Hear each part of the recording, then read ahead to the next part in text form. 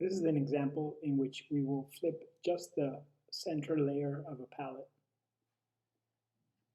First step is to use Pallet Maker to open it. We will open a new data sheet starting from box dimensions. We are using millimeters, so we leave the units as is. We could change them if we wished.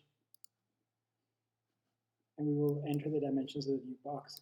Be 400 by 200 by 300, and a weight of 5 kilograms. We add the box,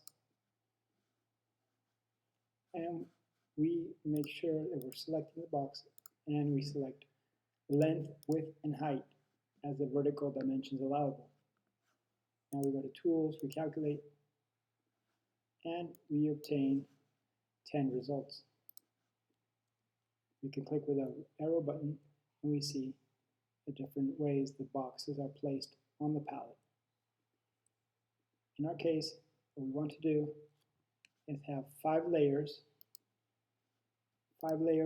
of the box standing up like this, and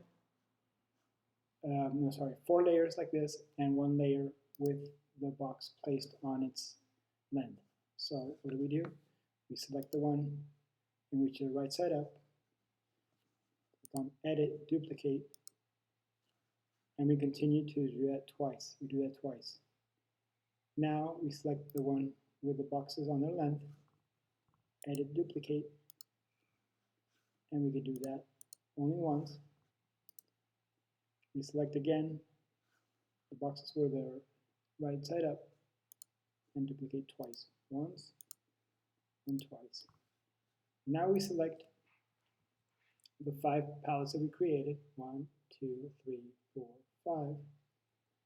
We select them all, and we use the Mix Pallet command. And that's it. We've created a new pallet with 5 layers, and the middle layer has boxes on their sides. You can use Window Detail Report and see the different pallet views.